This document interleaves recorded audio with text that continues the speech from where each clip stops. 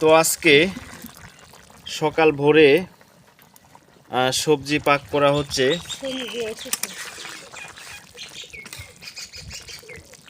কচু, সাথে রয়েছে মুরগির গোশ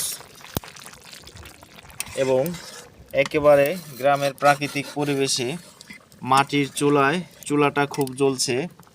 এখন তো বিশেষ করে শীতের সময়। আশা করি আজকের আমাদের সবজিটা অনেক টেস্ট হবে। যে কচুটা রান্না করা হচ্ছে, কচুটা জাতটা অনেক ভালো, অনেক সুস্বাদ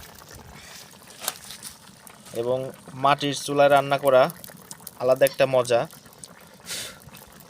বিশেষ করে আমরা গ্রামে যারা বসবাস করি তারা কিন্তু এই মাটির চুলাটাই বেশি ব্যবহার করে থাকে।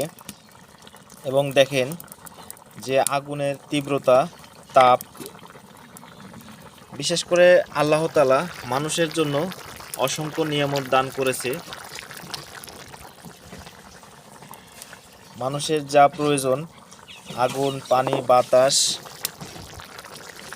ভাষায় বলে শেষ করতে পারবো না। তো আজকের আমাদের সেই যে সবজিটা পাক করা হচ্ছে অনেক সুন্দর কালার হয়েছে, আশা করি অনেক মজাও হবে।